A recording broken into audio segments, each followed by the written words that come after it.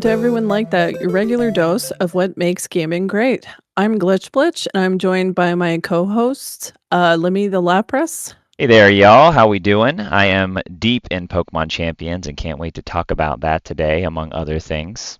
Happy to be here. And I'm also joined by New Age Retro Steven. Hello, everybody. I just want to say I'm having an emotional journey right now.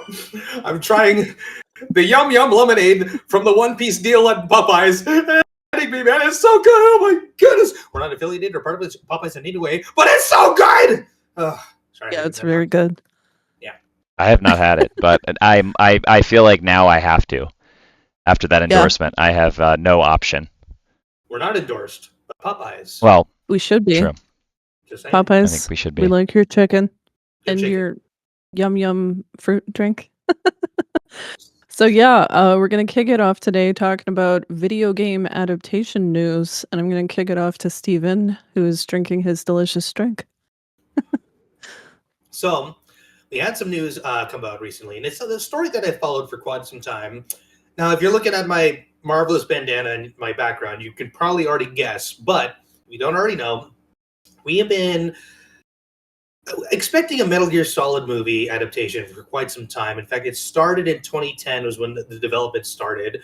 And the director was supposed to be Jordan Vogt-Roberts, who, if you've ever seen Kong Skull Island, he directed that movie. I personally love that movie. I think it's goofy, it's wacky, it can be serious when it needs to, which is also something, Metal Gear Solid is kind of, it can be goofy, wacky, but it's mostly serious. Now, we just got an announcement. I'm going to pull it here. That Sony just made some big deal that, to put into context, this movie has been in development hell for quite some time. So Oscar Isaac was announced to play Snake back in 2019, and I think Oscar Isaac would be a great Snake. Jordan Vogt-Roberts was still the director. Now, the last that I heard Jordan Vogt-Roberts talk about this is back in 2020 during the COVID pandemic. If you were watching this at the time, there was a talk show that happened in the Animal Crossing New Horizons game. It was called Animal Talking, and they got some big celebrities. Gary Whitta. I love that guy. Gary Whitta. Yeah. Gary Whitta. He got like... Oh, sorry. No, I was saying he does things with Kind of Funny, which I talk about all the time. So he's on their podcasts too. So that's cool. Yeah, I didn't know that. We're already plugging Kind of Funny. Kind of Funny, guess what? I'm very funny, so you guys will like me too. But Gary Whitta is awesome. They got like Selena Gomez on there. They got a lot of big celebrities. But I tuned in one time, and it was Jordan Vogt-Roberts. I didn't even realize he was on the show. And I was just like, wait, this guy's talking about a movie. Oh, is this Jordan Vogt-Roberts? And he was just talking about how, it was in development hell for a while. And, I want to pull it up here. The timeline, but I believe in 2021, they said that they were still working on approval for the story in order to move the movie forward. Now, unfortunately, Sony just made a big deal that basically pushed Jordan Vogt-Roberts out, and now we have the new director. The director's for Final Destination Bloodlines, which I personally was a fan of that movie, but I don't really see that kind of vibe. But yeah, so out of nowhere, just Jordan Vogt-Roberts is no longer attached to the movie, got a new director, and we don't even know why. But the movie is going forward. I've been following it for quite some time, and it's just kind of odd. But Glitch, do you have anything to add to that? Have you been following this movie? You just told me the other day Oscar Isaac might not be part of it anymore, and now I'm depressed because he's my husband if he ever leaves his wife. But yeah, I honestly didn't really know much about it other than he was maybe going to play Snake. But yeah. Well, as long as Hideo Kojima is like a producer or something, I'm happy. Yeah, I feel like as long as Kojima is involved, as a producer in some way, helping it go forward. Or consultant. Yeah, exactly. Because it's his vision. But the greatest thing that I remember from this Animal Talking episode when Jordan Vogt-Roberts, they asked him a question. I was like, is there any advice that Kojima gave you to make this movie? And you know what Kojima gave him 3 words to say. Kojima says, betray the fans. That's his advice. Which is probably very good advice, even though it might make me angry. And it's like, but it's such a Kojima thing to say. Kojima is a mastermind. He is beautiful in his art direction, just everything that he does. But just wanted to let you guys know, I actually know a secret that the industry doesn't know right now. Oh, yeah? I'm the next Solid Snake. Oh. That's why I got the getup. It's me. Yeah. That's you. You're method acting right now? Yeah. Nobody knows yet. Nobody knows yet. Not even the studio knows yet, but it's me. So breaking news, everybody. I think you'd kill it. And Mario, apparently. And Mario. You heard it here Very on our talented. podcast. I got the secrets. I am Snake. Colonel. Liquid! Yeah. Very convincing. I am so. I know. This is like the one franchise I know nothing about. So like, I feel like it must be like you with Earthbound glitch, because I'm just like, I don't know anything. I don't know if you were around earlier before we started recording, but the last time we did that, I was like, "Did you like my sunglasses?" And we were like giggling about it. I got nothing. Yeah. Mm-hmm. Seems very cool though. I mean, we got a good. I mean, it just makes me think of, and obviously not a movie adaptation, but just the remake. Final Fantasy VII remake. Like, it shows you can do things in different ways, but still pay homage and be true to the original source material. Yeah. So it's cool. Like, we see it being done. It is possible to thread that needle. It's just, do they pull it off? It's also kind of a question of like, can we really market Metal Gear Solid to a mainstream movie audience right now? Will it just be fans, or will it be, how do you market to others to say that, like, hey, this is a franchise worth watching? Obviously, with we're seeing a lot of movie releases of game adaptations this year. We got both Mortal Kombat and Street Fighter, which are commonly known well enough. They get constant releases. But, it kind of hits different because people get like, oh, yeah, I played Street Fighter back in the 90s, 2000s, and all that. Which, but how are you going to do the Metal Gear Solid? Or because Metal Gear started in the late 80s and went all the way till, 2015? I guess there was like a couple spinoffs after that. But it really hasn't been too relevant for quite some time. And again, the events of the first Metal Gear Solid game take place in 2005. So are we going to see like a modernized version of that? Are we going to see are they going to talk about, Metal Gear Solid talks about AI in its core, storytelling, especially Metal Gear Solid 2. So are we going to make that relevant? Either way, all we know for sure is Jordan Wilk-Roberts is no longer directing, but the movie is going forward. I don't know if we have a timeline on that just yet, but yeah, so it looks like it's going to be, it's a duo directors, Zach Lipivsky and Adam B. Stein, who directed Final Destination Bloodlines. They are the ones doing the Metal Gear Solid franchise. So I don't know how Final Destination translates to this, but if you think about it, it is kind of cool to have horror movie directors take over Metal Gear Solid. It seems like horror movie directors are getting tapped to do everything lately. Yeah. But yeah, so if you were in charge of the script, which game would you start at? Because really, you could start with Snake Eater, you could start with Metal Gear Solid, you could start with the Shadow Moses stuff. That's a great I'm thinking Metal Gear Solid, but that's me. So for those of you who don't know, Lim, but for those of you at home who don't follow Metal Gear Solid franchise, the timeline goes from, I believe it was 1964 all the way to 2014. So this whole story spans over 50 years. It's kind of hard to choose a starting point, especially when Metal Gear Solid 1, which came out in 99, takes place in 2005. 98, I think. 98. Yeah. Takes place in 2005, which is already about 10 years before the final story is over. So it's it's hard. So I guess for relevancy's sake, Metal Gear Solid, but there's a lot of opportunity for spin-off. There's a lot of opportunity for prequels, and a lot of movies have done that. You'll have your, you have your Lord of the Rings, and then you can easily go back and do Hobbit after, which is what they did, which for Metal Gear Solid's sake would be starting with Metal Gear Solid 3 Snake Eater, which was the dead beginning of the whole story. And there's multiple snakes. It's not just Solid Snake, it's also Naked Snake, who's also, Venom Snake, who's also, what am I thinking? Oh, Big Boss, but also Who's Who. There's multiple code names. There's one character that Metal Gear Solid fans would know took on the code name of Snake, even though he was never a snake in Metal Gear Solid 2. So it's kind of like, You have to. It's complicated. Again, I do apologize if it's a little convoluting for those of you who don't know. But you can do a lot with the franchise. But I would also agree. Start with Metal Gear Solid 1, but I would argue keep it in the 2005 setting.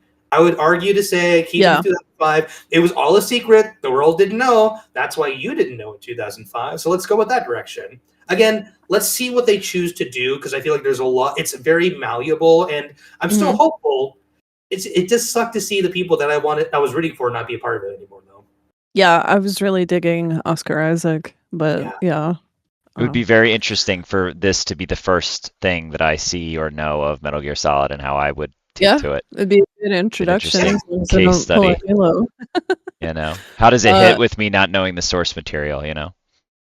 Yeah, actually, that might be really interesting for us to talk about if the movie ever comes out. It's only a matter of time. I'm gonna play these games. Yeah.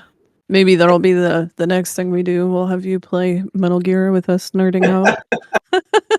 Honestly, hey, maybe that might be it. Maybe that might be it. That'd be fun, actually. I just I am impatient. So stealth you games. can play it impatient.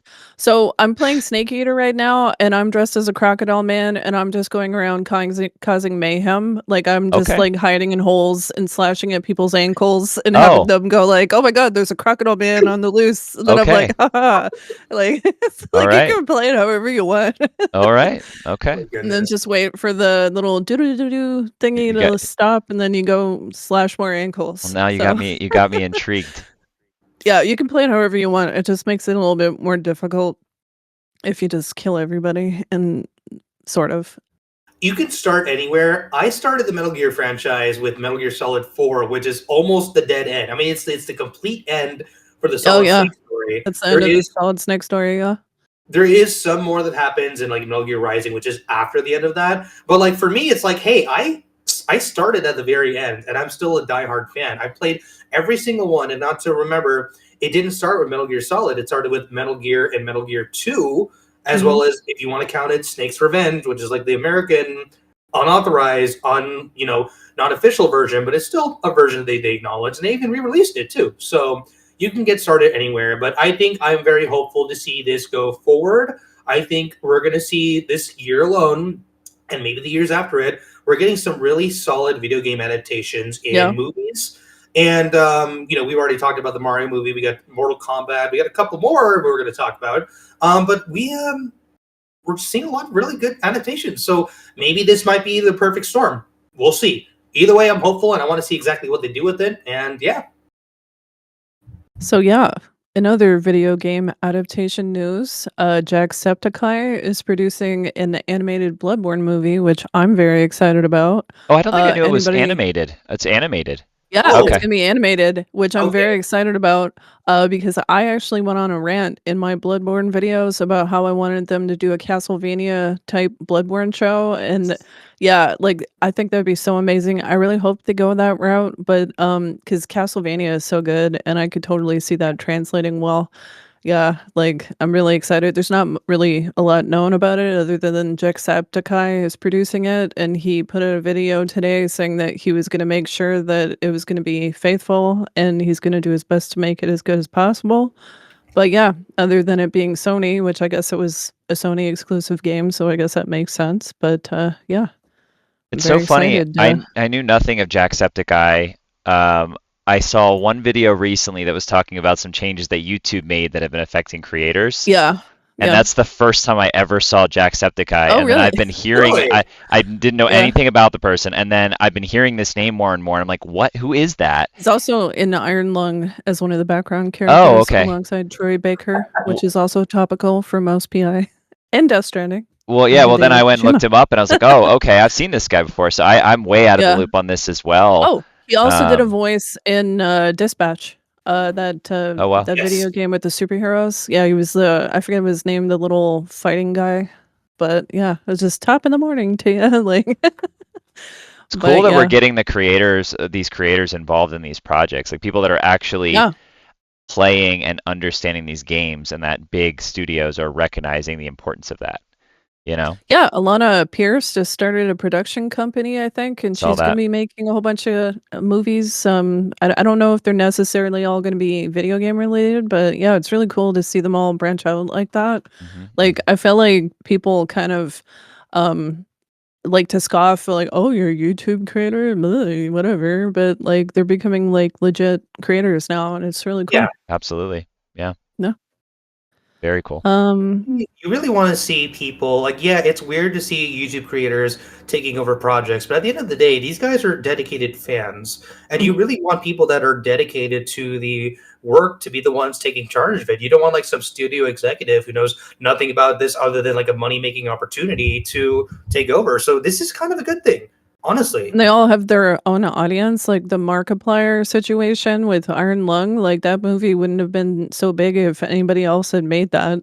Like, his fans pretty much, like, blew that up on his behalf, so that was really cool. Yeah, Yeah, pretty good. it makes sense, you know. You get a creator involved, you've got their whole audience behind wanting it to see it Yeah, successful. It's honestly really mhm, wild that hasn't that these studios haven't caught on to how big that is. You know, you've got these yeah. built-in fan bases, like it's like a recipe for success if you can do it right, you know. Yeah, like, historically, if they were invited to things like the Oscars and stuff, they were always kinda, like, pushed into a corner and not taken very seriously and like, "Oh, the creators are here from YouTube, blah," but, Right. like, they're legit now, and it's nice to see that. Very cool. Very, Yeah. very cool. Very cool. So, let's talk about what we've been up to this week, and I'll start with you, Lim. What have you been up to? Oh, yeah, well, what I've been up to has been a new job, which has been sapping a lot of my time. But in the time that I have had, Pokemon Champions has been kind of taken over. I've put out a couple videos on my channel. One that was going to go up a while ago, but will be going up tonight. But yeah, it's been a bit of a fascination for me to kind of understand. Like, I've been playing Pokemon for 30 years now, and like I've always known there's this competitive circuit, but I didn't like it didn't ever seem like something that appealed to me or that I wanted to figure out or understand. But you know, Champions is kind of the most accessible competitive Pokemon will ever be.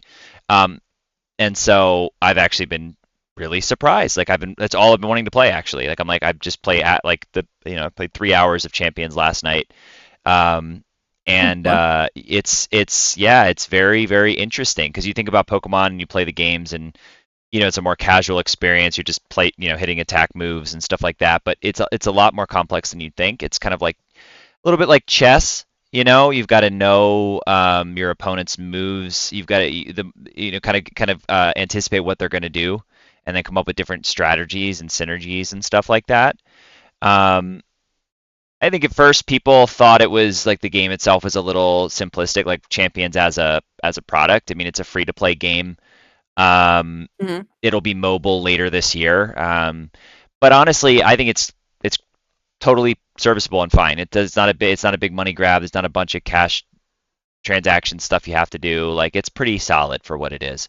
Um, and yeah, if you've ever been curious about competitive Pokemon and what that world is like, I mean, hop in. It does a decent job of teaching you, but I felt like there could be more material out there to help people understand. So a lot of what I'm posting is like as a as a noob, what would you want to do and what would you want to know to like get started basically. So yeah, that's kind of the gist. I don't do you have any questions or curiosities about it? I don't know how much you want me to go into here, but Yeah, like, I think I read that you can send your Pokemon from other games into it and potentially change stuff about them, yeah, so like historically their if you stats. yeah, if you wanted to be competitive and have a team to play, you'd have to go into the games and grind to like get the stats where you wanted them to be. Like competitive was born out of like people figuring out stats that weren't visible to the player. It was like people figured out the coding of the game and how you build a Pokemon up to be certain stats. And then they took that knowledge and built the competitive circuit. And then eventually Pokemon recognized that and made it official. But you still had to do it in the games themselves. Now it's much more simplified. You can actually bring the Pokemon into Champions, and there's sliders now. So you can say, I want the speed to be this, or the special attack, or the defense, or whatever, and you can use victory points from winning to make those changes. So, like I said, they've made it really accessible now to actually like build up Pokemon to be what you want them to be, instead of you having to literally spend tens of hours just to get one Pokemon competitively viable. So barrier to entry is a lot lower than it used to be. Yep. Yeah. So It's what been a lot of fun. was competitive Pokemon before this? Like Pokemon Go or? No, so it took place in the mainline games. So it's been in Scarlet and Violet for like 4 years. But it's been pretty embarrassing, if I'm being honest, because like the first version of that game was very badly. It didn't run well. Yeah. So you had these big competitive matches happening in like the schoolyard with 4 NPCs jumping and cheering. It just didn't have a professional presentation to it, you know? And now it actually looks and feels like it's in an arena. I think the Pokemon models look really good. Some people don't like it. I think they look great. I think they're exactly what you'd want for a competitive look. They feel like they look good. The move animations, they put a lot more time into it, so it's flashier and it's actually the focus. Because the goal here is they want to remove this from the mainline games, which I think is great because it allows you to do more unique, interesting things in a mainline game, and it doesn't have to be chained to being competitively viable. So that's kind of what they're doing. That's what makes me excited for Gen 10, because I think they're going to be able to do a lot of cool stuff they couldn't do before. Oh yeah, I didn't even think about that.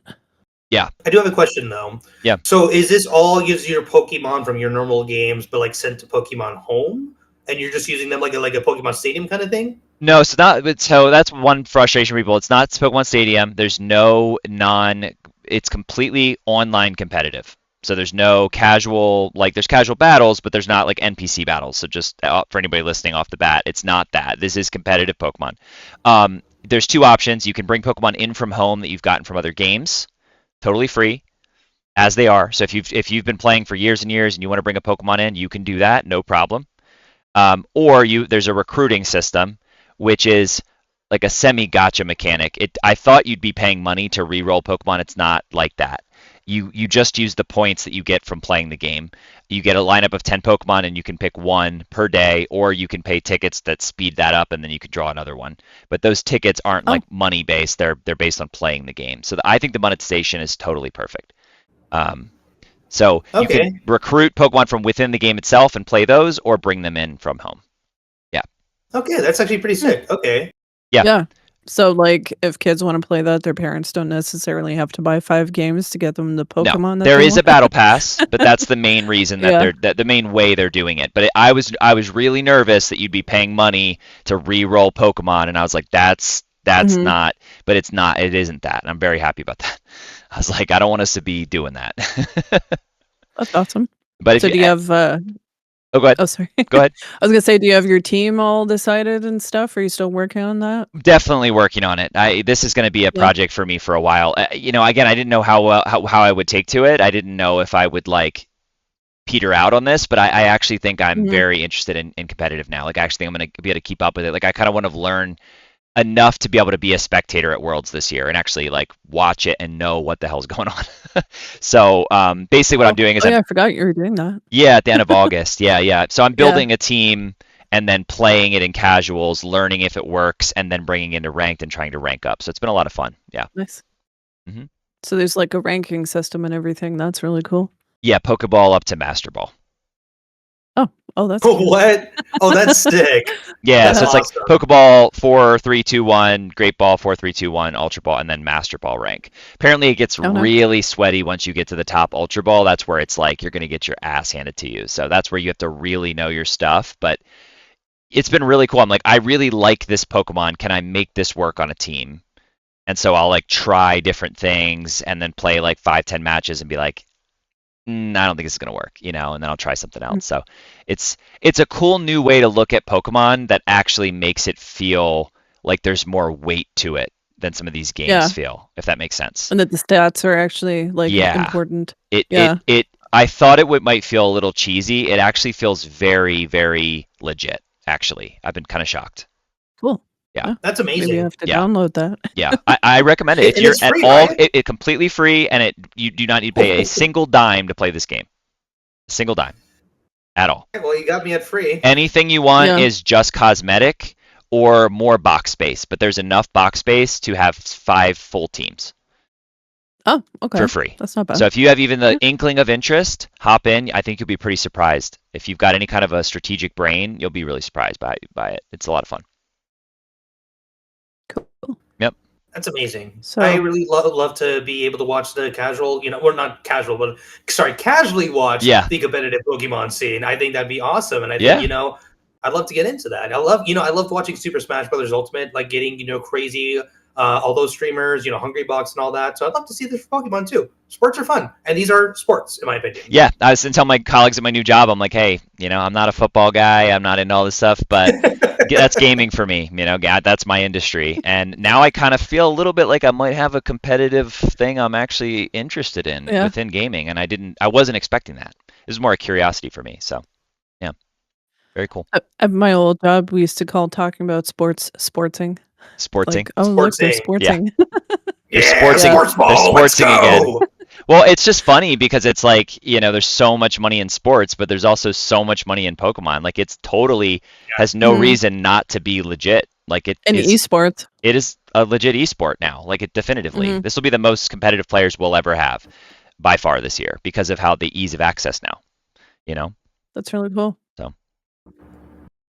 Yep. It's amazing. I've actually been playing a little bit of Pokemon myself, if you mind me talking about that. And I've been watching sometimes. XD, yeah? Yeah. Oh. Yes. I mean, no. Pokemon XD. So you're here living in the present day of 2026. I'm living in the past. I'm living from 20 years ago. And let me tell you, it's freaking great. So for those of you at home who might not be aware, Lim and I own the Nintendo Switch 2. We have the online subscription, and one of the greatest things, the selling points that even got me to buy it, is that Nintendo Switch Online members actually get free GameCube games, and there's some really good ones, and we're getting some good ones on the way. But they released Pokemon XD. It's a little weird because I, as a kid, had Pokemon Coliseum. Oh, I knew you were doing that. Sorry, I was trying to find it. I didn't know you were doing that either. I would have brought my copy out too. Yeah, I'm gonna have to flaunt it now, Mr. Lim. The disc is scratched, which is a bummer. No. Yeah. But basically, Pokemon release, and Lim, I'd like you to comment a little bit on this, because you know some factoids that I didn't know. But Pokemon Coliseum came out, I believe, 2004. It was the mid 2000s, and it was a different kind of Pokemon game. It was kind of like Pokemon Stadium, but there was a story to it. It was super different. From what I know, it was kind of their answer to like Final Fantasy, like the edginess of it. Coliseum was actually pretty edgy, and then XD was the sequel. It's the 5 years after the events of Coliseum, so it's a little weird to me for them to release XD first, but the games are super weird. Everybody has a weird name. It feels like it's almost like an AI-generated name, but the battles are sick. The battles are, and it's super. Look at that Eevee. Did you see that Eevee like shooting sand out of its butt? Look at this. Put it up. Put it up. Oh god. What kind of animation is that? That's amazing. Yeah, it's crazy. The animations are nuts in these old games. Like, what happened? Why did we lose this? They cheaped out. I mean, for me, it was just cool to have my Blastoise from Leaf Green be sent to Coliseum, and when it does Hydro Pump, it actually takes its cannons out and Hydro Pumps. Some of the animations were really cool. Some of them not so cool. Some of them are just absurd. But the greatest thing about Pokemon XD is, in Coliseum is that they were different. You could play a Pokemon game on the big screen. You could connect your Game Boy Advance and send them over. So now instead of like fighting on a Game Boy Advance with the sprite work, you have actual 3D models and really, really good music. Now, what I was teasing these guys at before was a very common theme for games back then. When you walk into a room and the music goes from happy-go-lucky to drum and bass, just know that there's evil afoot. Just know that there's some devious actions about to be had. Something's about to happen. Some grown-ass cipher men grunts who are about to unleash their lombres and their dittos upon a 12-year-old kid. The drum and bass is the hint for that. But I've wanted to play more of this. There's been so much Pokemon that it's like something is getting the cut. And if it weren't for Champions right now, this is likely what I'd be playing. But that's taken over. So yeah, and this whole tempo system and purifying is so interesting. Like they were doing some crazy stuff back then. Yeah. Basically the Pokemon were shadow Pokemon, and you had to purify them. But these were the only ways to get certain Pokemon back then. Gen 3, back when Leaf Green, Fire Red, Ruby Sapphire, Emerald were all out, the precursor to Sudowoodo, the baby Sudowoodo, was a Bonsly. Or Bonsly. The only way to get Bonsly living in Generation 3 was to buy Pokemon XD, get Bonsly in the One of game, those. and then transfer him from your GameCube to your Game Boy Advance games. There was no other way, unless you hacked it for some reason. So a little scummy on Nintendo's side, but also they were really good games. I was going to get them regardless. I did want to talk about I thought I was trying to figure out. My one thing I was going to contribute was I thought this was supposed to be a different game altogether at one point, not a Pokemon game. But I was trying to get some more details on what that was supposed to be. It doesn't seem to be as. It's not like a a Star Fox Assault situation where it used to be Dinosaur Hunter or something. I don't remember. That's Star Fox Adventures. Star Fox Adventures. I don't know if this game was supposed to be as well known, but I know it was supposed to be something else that was not Pokemon, and they made it into a Pokemon game. Anyway. Which is what I wanted to pick your brain on a little bit, because I didn't know that. I know it was definitely a different project, different companies, but I wanted to ask if you know what game was supposed to be. I do not offhand. I tried to look too. I don't know if there's much information about it, but yeah, I am curious. We'll look into this. I'm very curious. I just know it was the developers' response to Final Fantasy. It's how do we Pokemon or Final Fantasy, or how do we Final Fantasy or Pokemon? But I'm just going to share one last fact. It has one of my favorite video game villains of all time, and if you can call him a villain, Mirror B, and I know we talked about this a little bit before, is a super tall, super slender. This guy's 8 foot tall, wearing these ridiculous Y2K looking glasses, like he's out of Jet Set Radio, giant Pokeball afro, and the entire time he's just dancing. He is dancing the entire time. He walks in, he moonwalks into the situation.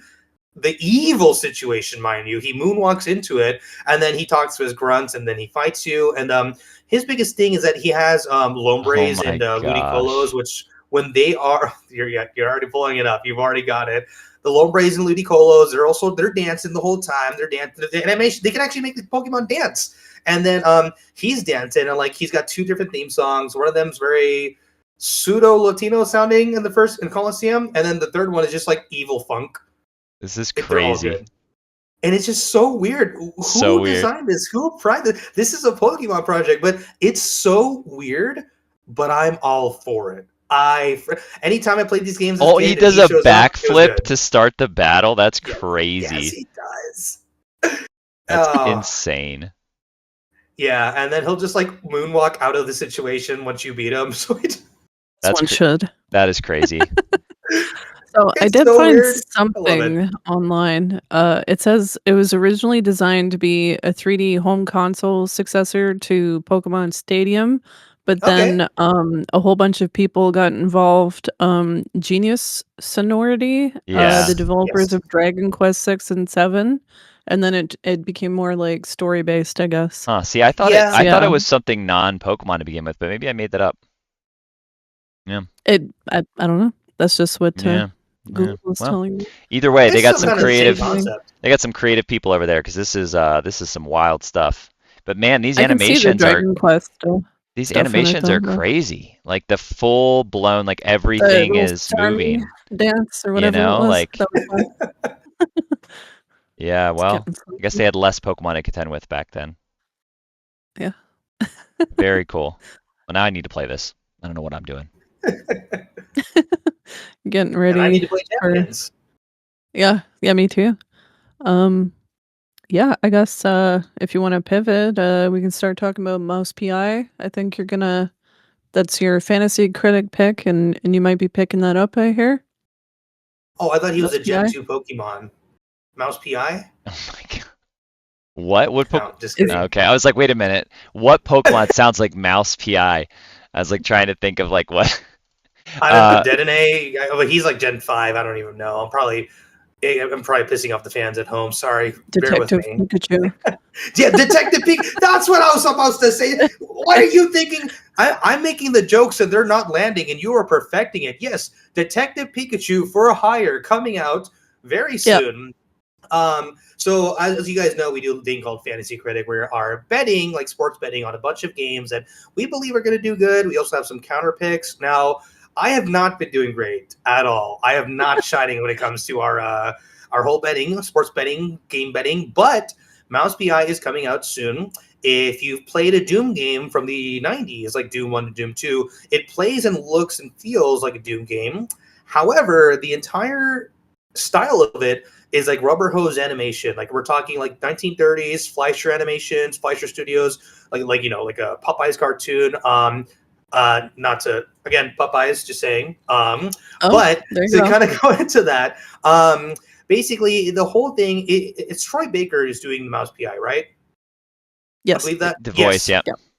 He's the voice of Mouse PI. You play this Detective Mouse who looks like you're coming from a Rubber Rose animation cartoon. And the whole thing is super stylized. It's all looking like an old 30s cartoon. And it's just very interesting to me. And I really wanted to vote for this game because, one, I wanted this game to do well.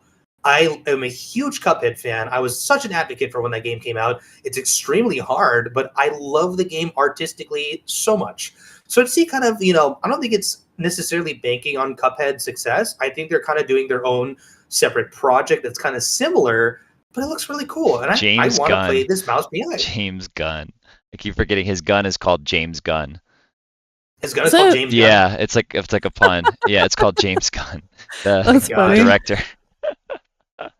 It's so good. So we're seeing a lot of good early reviews, so that's great because then I can, maybe win this Fantasy Critic. I'm not. Yeah, sitting at an 83 right now. Give me something. It's sitting at an 83. It seems like critics are skewing it down a little bit, so it might come down a little bit. But I mean, I think it's neatly going to be in the 80s. I think we're good with that. It's also $30, and you got to remember, as much as that shouldn't, in my opinion, I don't think that should weigh on like the actual how good a game is or isn't. But I think there's no denying that like when a game's $30, it's going to make people happy. I think it's going to help it too. More accessible. It's no Mario Kart World where you're just paying a ridiculous amount, even though I still love that game. But and so we're going to see it soon. For whatever reason, I am not able to buy it or pre-order it just yet. And then we're also going to see a physical collection of it that comes out in July. That comes with like baseball cards. It comes with some posters. So I feel like if you guys at home are interested in this game, but are also just like, maybe I'll wait on it a little bit. If this game ends up being great, I would and if you want the merch, go for it. Go for it in July. Like, it seems really cool. I really don't think this game will disappoint. That looks great. I'm very hopeful for it. Comes out in 2 days. IGN 6 out of 10, GameSpot 8 out of 10, Metacritic 81%.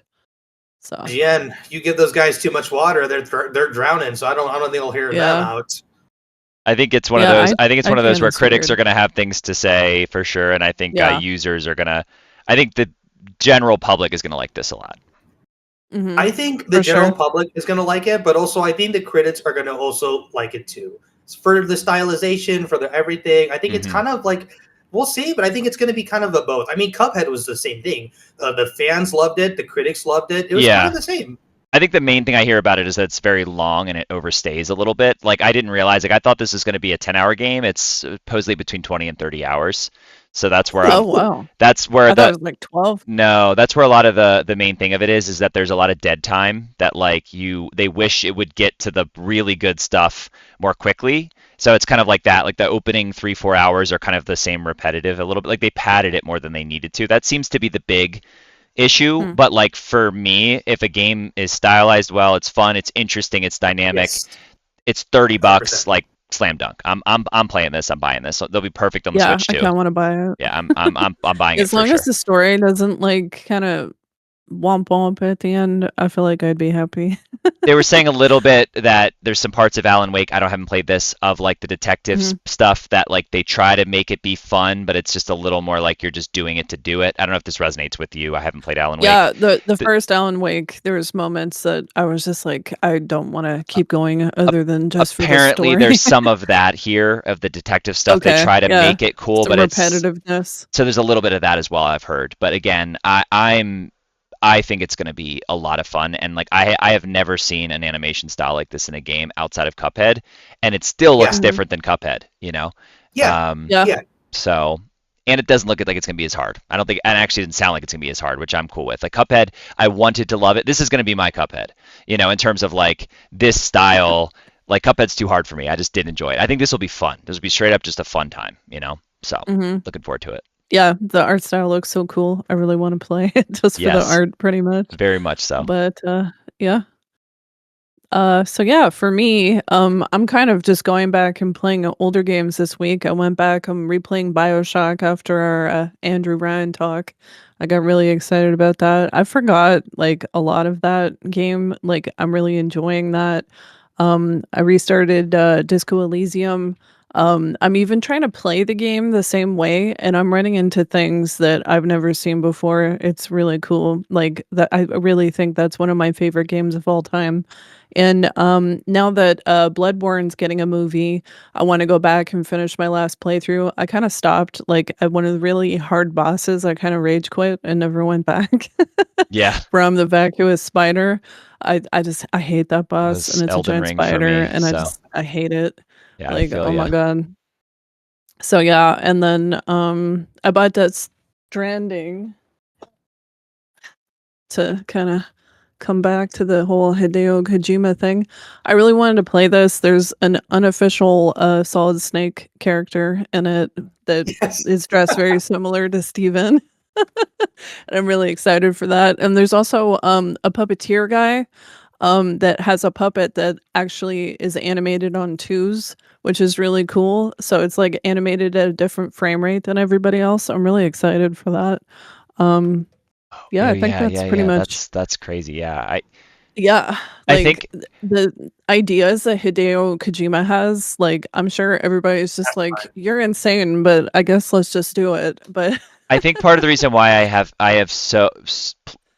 words. The reason why I have not played any Kojima games is because I think I respect him so much that I want to Yeah. make sure when I do, I can fully take it in. You know what I'm saying? So like that it's you like have the bandwidth yes, for it. because every Yeah. time I hear this stuff, I'm like, what am I doing? Yeah. It's amazing, So one Yeah. of these days, we're gonna go down a rabbit hole. So yeah, I'm very excited to play Death Stranding 2. The first one was so good, and like Guillermo del Toro was in it, Mads Mikkelsen. Like it was such a good story. Like a lot of people are like, "Oh, walking simulator," but ever since that game came out, there's so many walking simulator games have come out since then. So people must have enjoyed it. It's not a walking simulator; it's a strand type game. Yeah, exactly. Thank you. It's a strand. Thank you for that very accurate correction. Yeah. Well, Yeah, so and that's it's a what they story actually about like called it. connecting people. Like I feel like, especially like since it came out during COVID, like I feel like that was really timely, And yeah, I think he's a genius, Hideo Kojima. But yeah, I'm just a fangirl, I guess. Yeah. So if we want to move on, sorry. I am too. Oh, yes. Well, fanboy. Well, I guess you can be a fangirl if you want to be. But so yeah, oh, was that my cat? Or I might be tripping out. So yeah, we're gonna have a show and tell. I can't remember who wanted to go first. Was it Lim that wanted to go I first? can go first. Yeah. So I don't know if the general audience knows this. Most people in my circles didn't know this. The little silver points that you earn on your Switch from buying games and whatnot, they're not just for icons for your Switch. You can actually go to the Nintendo store and order things that can get sent to your house, and all you pay is $7 shipping. Yeah. Cool. I just cashed out about $2,500 silver coins, whatever they are, silver Nintendo points, dollars. Nintendo dollars, whatever the heck they want to call it. Yeah. And I got a bunch of cool stuff, so I thought I'd show you what I got. I got a little plaque from Mario 2, which is my favorite Ooh. original Mario. I love Mario 2. It's very liminal, very weird game. So it's quite nice. Just sits on your desk. Then I got a little lanyard, Mario Kart 8 lanyard.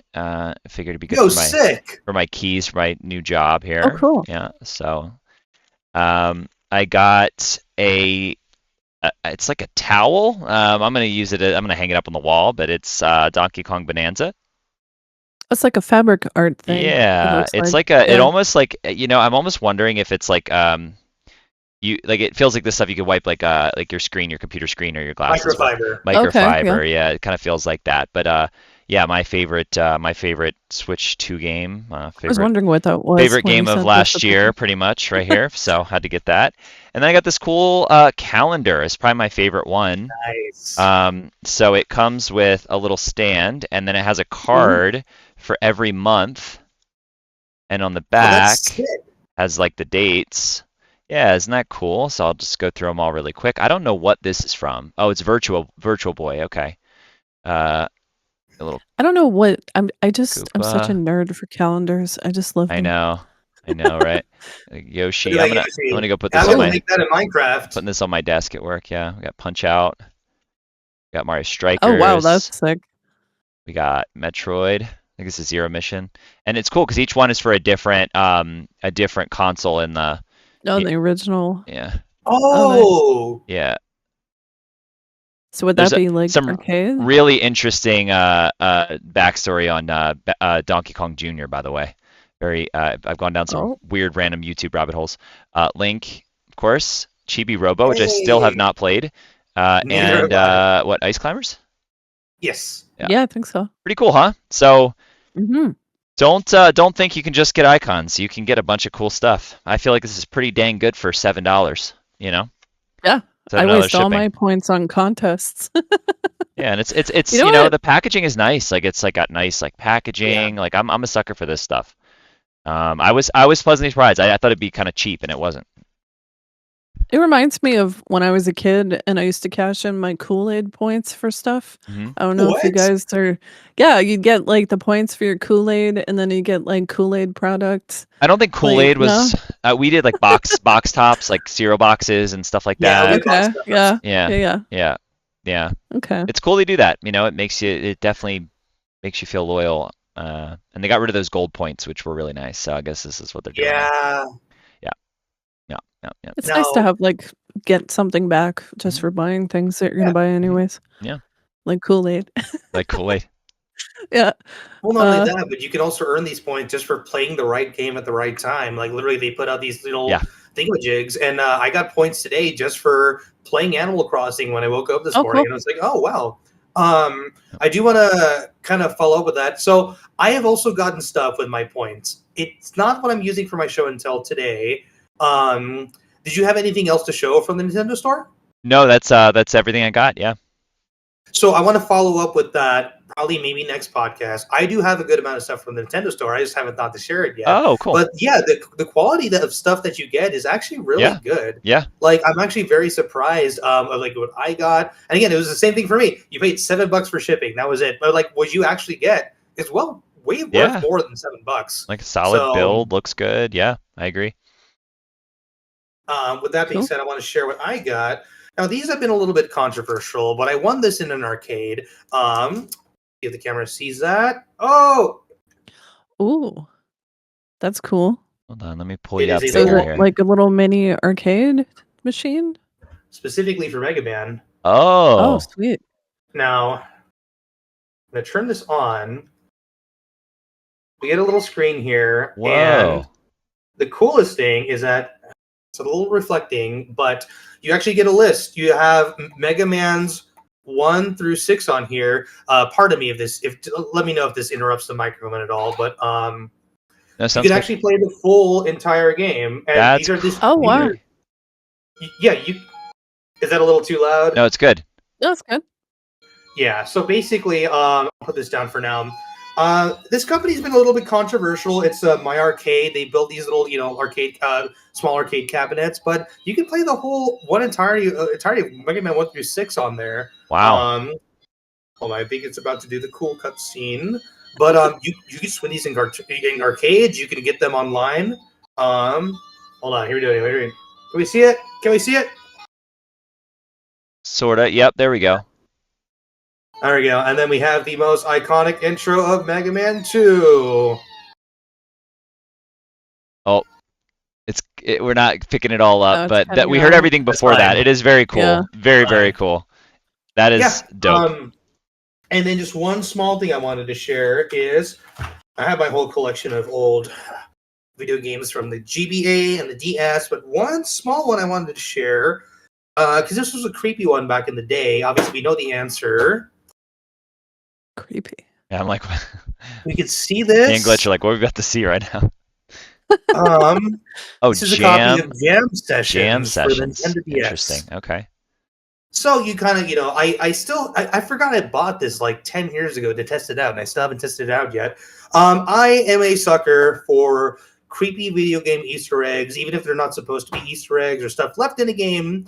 This game is notorious because when you perform a certain chord, the A6 guitar chord, you hear what sounds to be a man saying, "Forgive us," or something like that. Let me pull up what it's. Hold on. The Jam Sessions. I am perplexed. A lot of people heard it, and it wasn't supposed to be in the game. It's just a random chord, but some people thought that they were saying "Forgive us." Some people thought they're saying, hold on. Let me pull this up right now. Like forgive us, or like murder us, or save us, or forgiveness. And like people are just like, what is this creepy message? Turns out they were just saying the word next in the recording studio to do the next chord. But a lot of people who are just playing this game randomly hear just like, forgive us. And it's like, what?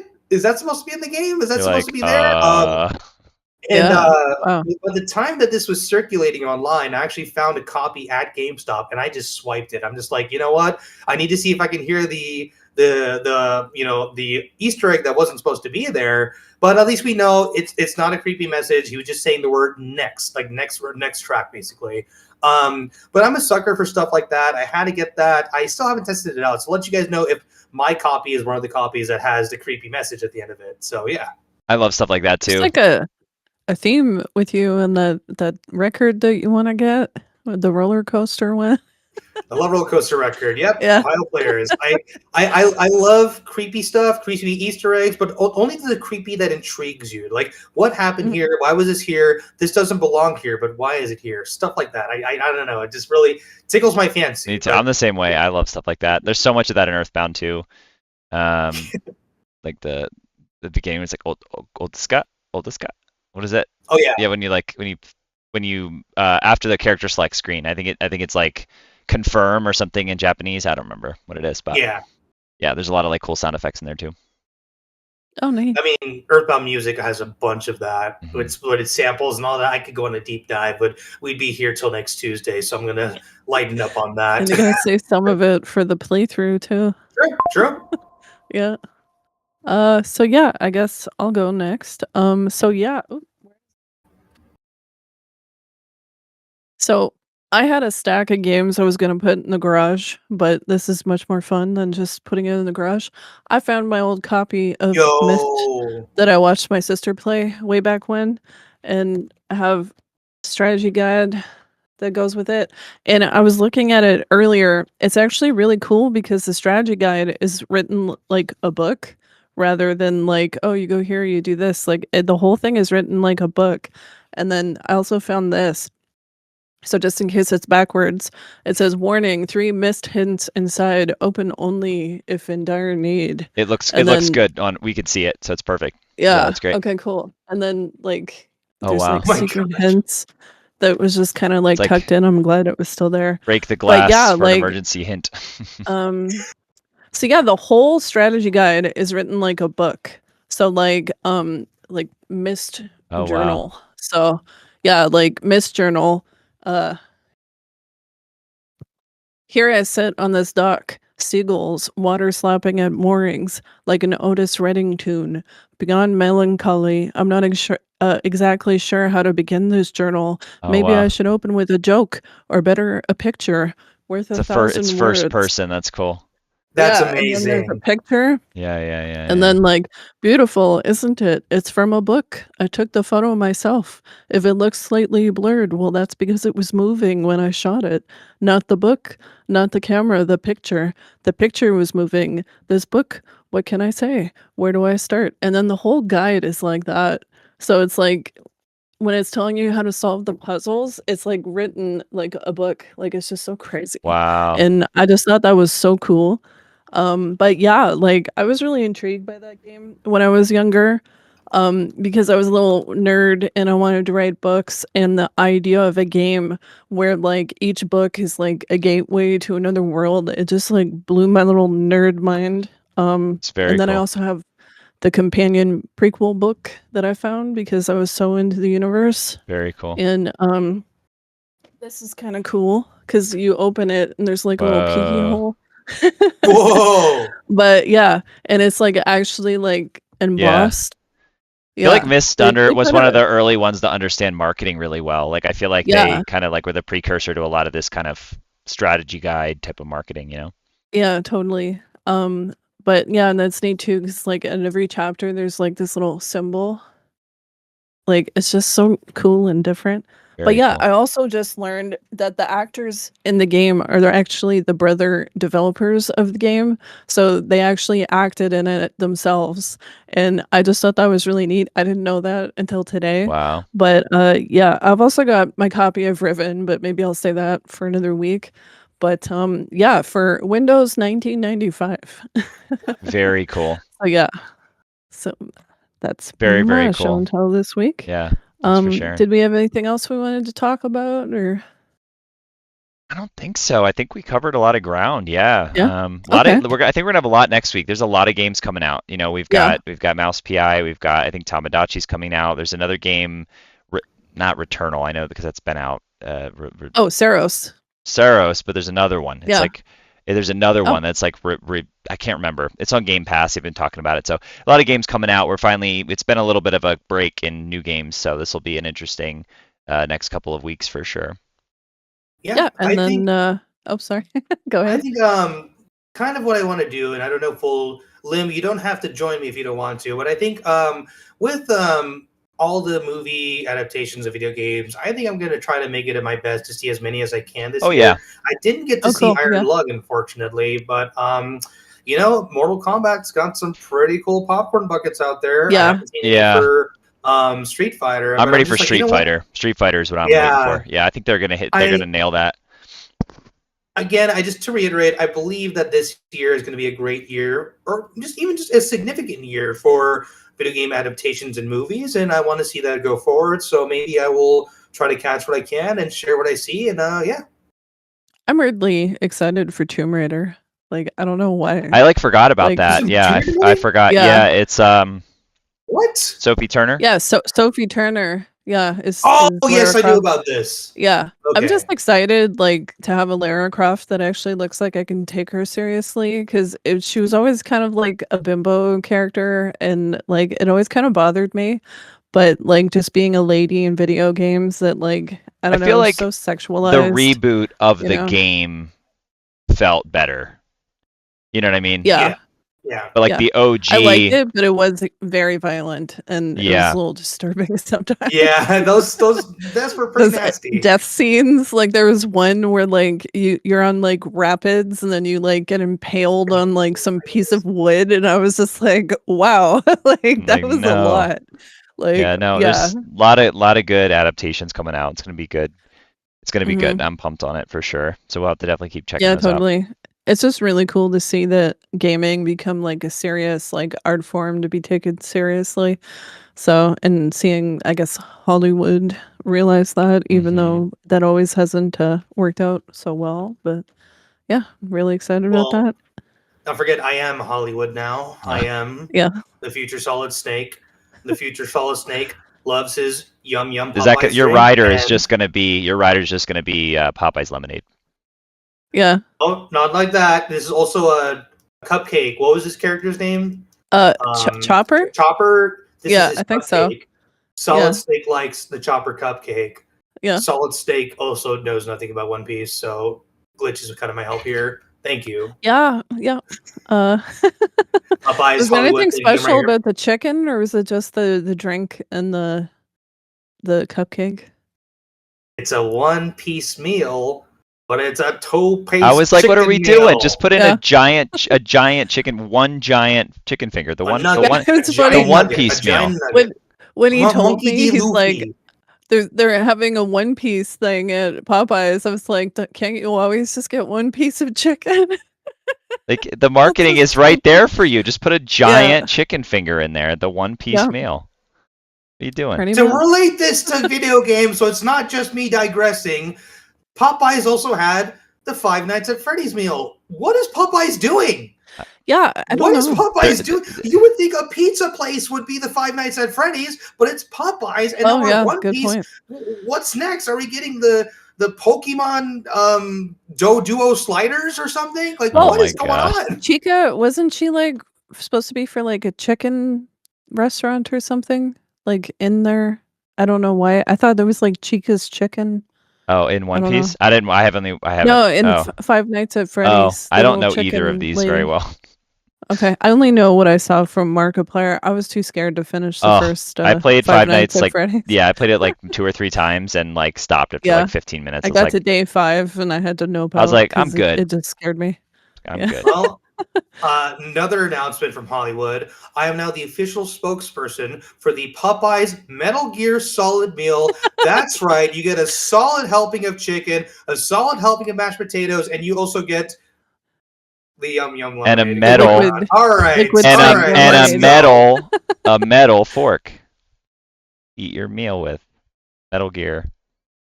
A solid metal fork. Nailed it. Solid metal fork. Nailed it. A solid metal fork and a good drink of liquid. Thanks for joining us this week. For everyone like that. Yeah. Everyone really like that. Your regular dose of what makes gaming great and what makes Steven great. See you next week. See you then. Game over.